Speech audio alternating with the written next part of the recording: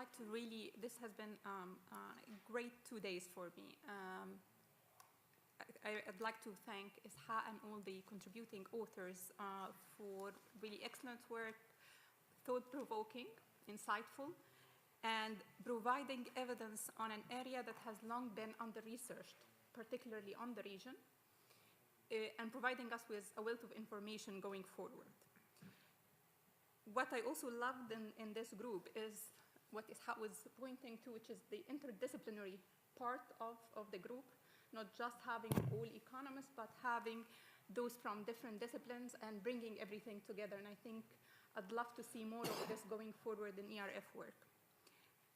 How I'd like to structure my comments is kind of like how I really think about the issue, the political economy of the private sector, and what I thought this workshop has covered and could maybe do more on, and what can be done for the future.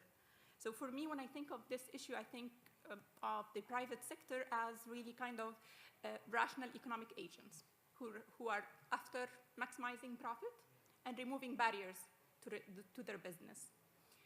And if that involves establishing a relationship with the state and the government, so be it. What we have is, as we talked about before, a healthy relationship where it's rule-based, effective state institutions, or too cozy for comfort relationship, where you have more privilege and market distortion. So for us as researchers, as economists, and so on, what matters really is how does it disadvantage others? What type of market distortions does it create? How does it hurt consumers? And how does it really hinder competition and entry, as well as, and I think probably maybe I would say one of the most important aspects, how does it adversely affect a well-functioning of a democratic system? So these are kind of the questions that, when I think of this topic, I think of. To me, what this workshop and this work stream at ERF have done an excellent job at is really looking at the issues of how does it disadvantage others, looking at a variety of forms, whether it's through protectionism, through incentives, be it non-tariff barriers or access to finance, looking at how it affects the making of the rules and the application to some extent. The other issues that I think were also covered well were how do they interact, the political system and the private sector?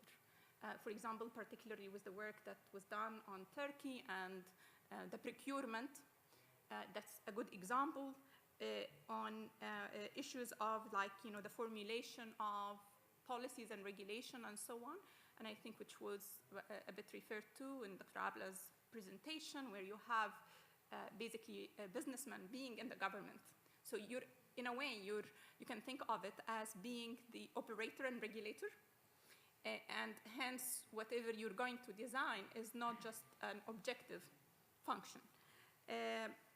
So these were really areas that were well covered. I think there are a few things that I would suggest maybe if can be looked a little bit or enriched a little bit more. For example, looking in addition to the issues, the incentives that were covered in terms of tax incentives, in terms of non-tariff barriers, and so on, looking a bit more in the role of energy subsidies. Because part of the earlier discussion talked about the issue of why has it been concentrated in non-export sector, but actually, which I, like my intuition and my knowledge of the region would say that if you actually factor in subsidies, you would see that it had played a role in the exporting sector, because for Egypt, for example, the lion's share of the exports have been very high energy intensive exports related. So looking at this issue a bit more would be very useful. Then the other issues would be paying a bit more attention in terms of the link between sector concentration, concentration of activity by certain players, and connectedness. I think we can, probably, given the data existing, can be a little bit more fleshed out, and we could have a bit more insights on. And another issue that I think, to me, was really kind of thought-provoking was also the issue of how having an anchor played a role. So, for example, for the example of Turkey, I think what really made the difference was having this EU accession as an anchor, which held, kind of for regulation to look up to reform to. And for other countries where you don't have this, what can we think of as an alternative anchor? What can we, aspire to as that, level of improving regulation and the business environment? In terms, and I think part of what was suggested in terms of having case studies going forward, what would be really interesting to me is to understand where we think there are appropriate checks and balances. How did they evolve? What was the driving, the socio-political drivers of it? Was it, the evolution of something like consumer agencies? Was it having a certain anchor?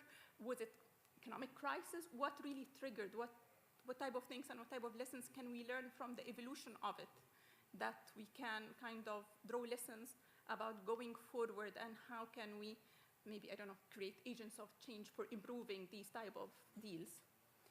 The other areas where I think can maybe going forward can be looked into is the other questions about what does it matter to consumers? And I felt we are looking, we're focusing on mainly two issues: economic growth and employment. And they do matter, but not only this. There are other issues that we need to look into. Maybe pricing, kind of welfare of consumers. So these are important issues. The other couple of ideas, one is the issue of there are other forms of relationship where it actually can be kind of the harmful relationship with the state. For example, when you have state dominance in certain sectors, okay, and then what it means for the entry of private sector, what it means for credit, and so on. So looking at this also is important, looking at state dominance in certain sectors and how it affects competition and dynamics.